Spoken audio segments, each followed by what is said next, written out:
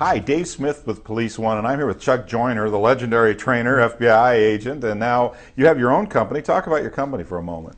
I started Survival Sciences to benefit law enforcement and to look at things that were causing them problems, to provide training and also to avoid liability issues. Well, and liability issues, boy, I'd say every law enforcement officer out there perks up when they hear that word, liability issues. Let's talk about one of the biggest ones, and that's use of force, and your philosophy and ideas about that. Well, there's several issues. One is the traditional continuum model has hurt us in the past. It's hurt us with juries, it's hurt us with public perception. And there's several reasons for that. One is the public looks at that and they see this ever-escalating use of force and they think in a scorecard or a tale of the tape. And I use the Rodney King as an example. And the public looks at, oh my gosh, there's 15 officers and they have guns and tasers and there's one unarmed man. Well, that's not an accurate reflection of what actually happened, but that's how the public perceives it, partially because of the traditional continuum. Right, the continuum is just if, then, and there's so many more variables involved. Yes. So now what are you doing to combat that? What do you teach to combat that mindset? Well, one of the things I did, I came up with a modern use of force model, the Dynamic Resistance Response Model, or DRM. And what that does, it just reflects Graham versus Connor. And Graham versus Connor is based on the reasonable officer and the officer's perception. It's all based on the officer's perception of the threat. So as an officer, you decide if there's a threat or not a threat. And as long as you can articulate that later and you can do it accurately, then you're good. That's one of the real keys. An officer has to understand this is where we talk about report writing to win, and people just blow it off and say, oh yeah, you know, and that's so, and like what you just said, how important is that report then? Well, yes, sir, that's critical. And particularly if somebody gets injured, you should have the mindset, I'm going to get sued.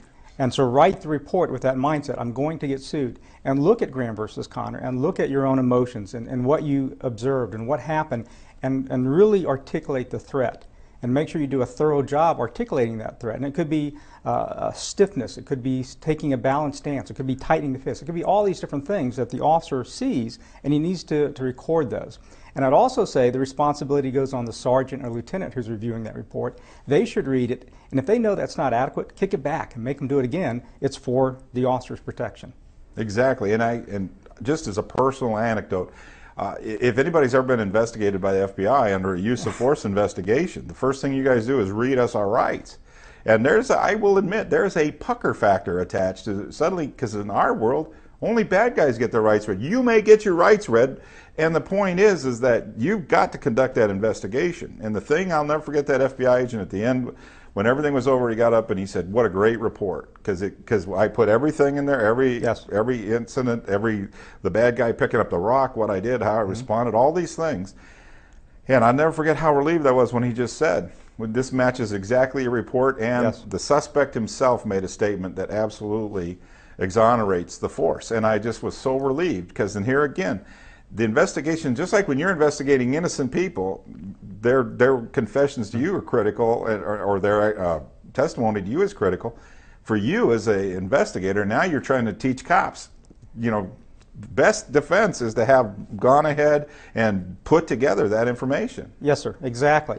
And unfortunately, we also have to educate the courts. The courts are not experts in our field, so that report is educating the court. I've seen some reports where the courts will look at a distance, for example, and they'd say, well, you're 20 feet away from the subject. That's a great distance. And yet we all know an average American, they can cover that in about a second. Right. So now you're talking about a 1-second response time, which is not much. No, sir. Now, the thing is, too, is from your perspective, having, I'm sure, testified in many of these cases now in your career, just training alone, you've made it such a big difference. But the officers watching out here have to understand is that they need to keep learning and growing, because, again, plaintiffs have got their own cadre of instructors. Unfortunately, a lot of retired officers that are out there willing to testify. And the best defense is what? What do you teach? Well, I was fortunate that I would go to plaintiffs' attorneys' conferences. And the first one I went to, I could tell they were very nervous. And I knew they wanted to kick me out, and I'm sure they're thinking, can I kick them out? And I was worried that, can they kick me out? I don't know. Because I spent a lot of money to be here. I'm from the FBI and I'm here. Okay, I know. Fortunately, they let me stay. And after that, I think they got used to seeing me. And initially, they pulled me out of the conference room. They said, why are you here? And my response was, I work for the FBI, I train FBI agents, I train police officers, I train military personnel. I want to hear how we're getting sued so we can do training better. And they accepted that, and so I sat through it. But it was just an eye-opener to hear how they attack us. And there's several factors that they look at, and one of the things is it's a cost-benefit analysis for them. It's incredibly expensive for them, and they got to pull out their own wallet and their own cash to bring one of these cases. So they want to be pretty certain they're going to win. So there's just a few things we can do so that when they do that cost-benefit analysis, they go, okay, it's not worth it. And part of that is by writing a good report and having good training. And that's one of the other issues. What they attack, they look at our policy to see if our policy conflicts with the law.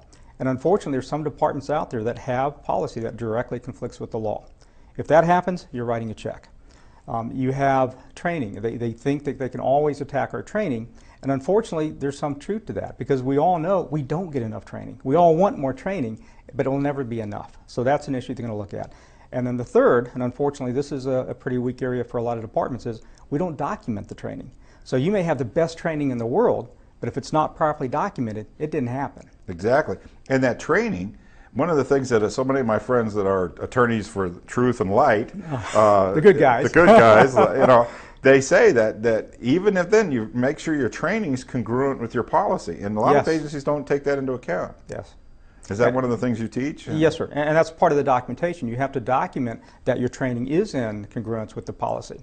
Right, because unfortunately, that I've heard of agencies, like you said, just go ahead when their attorney sat down and put the two together, said, yes, let's just see, let's make a deal time, right? Yes, yes. And they say, here's your policy, but here's your culture and here's your training, and the two don't mesh. That's going to be a problem. Well, one of the things, you're just the person to say this, because this is one of the things I found in my career as an expert witness is officers take it personally when the county or the city goes ahead and said, never take it to trial. You know, the deputy got deposed, and of course depositions are so they're contrary, and they're just very conflict oriented. So you leave there angry, you want to take him to court, you want to beat that plaintiff, you want to take him to court, and then all of a sudden they call you and they say, no, we're not going to court, we're just they're taking the nuisance fee and walking. You know, only the nuisance fee may be $10,000 in that particular case. What do you tell officers, deputies, troopers to do? Well, I understand their frustration. I would feel incredibly frustrated too, because you feel like you've been wrong, you've been falsely accused, you've been lied about, and so those things make you very angry and very frustrated. So I understand that, and you ask different people. If the department sometimes are looking out for the officer and saying, we understand all these things, and we want to end your stress, we want to put this behind us so you can move on. So I think sometimes it's a good rationale behind it. The problem is, if your department is in the habit of doing that, then it's encouraging more lawsuits and more officers are going to be affected. So what the balance is, I don't know. But I understand the frustration. I understand the anger. And I guess the officer just needs to understand, don't take it personally. That's correct. Yes. Because sometimes the agencies, like they'll tell you, it's cheaper for us to settle than to fight and win. Yes. Because ultimately, we still don't have the winner or the loser pays deal yet in our society, you know. Yes, sir. Well, I'll tell you what, I appreciate what you're doing, because I've been one of the things over the years, I've always talked to officers, many of them, especially it's a lot better in the last decade, where officers, just before they pull the trigger, say, I thought to myself, oh my God, I hope I'm within policy, or I hope I'm legal. And I've talked to other officers who've been in physical force confrontations, and after they won, they're going, oh my God, they're doing this hindsight review, trying to say, did I go over force? And I keep telling them, document, document, document. Because what mattered was your perception going forward in time. And that's one of the things your training does, is get you comfortable with policy and the law. Yes, and you mentioned that, and that's an important part of my training. And it's interesting. We always hear about excessive force. And is excessive force a problem? Sure it is. But it's not that big of a problem. What's a much greater problem in my mind, and I think in most trainers' mind, is failure to use adequate force soon enough. And so officers are getting hurt or they're getting killed, or many are lucky that they're not injured or killed because of that fear, because of that hesitation. So part of the training too is you must understand when it's legal to use that force and to understand the law fully, and then be competent and committed and use that proper amount of force early. Win quickly? Yes. Exactly. And you know, I think that's what makes your training so important, is the fact that you're giving people not only the security of the liability issues, but the security to win emotionally. And that links together, and that's so... You're just making such a big difference, and I appreciate what you're doing out there. If I want to find out more information, where do I go? My website is www.survivalsciences.com. Well, thank you, sir. Thank you.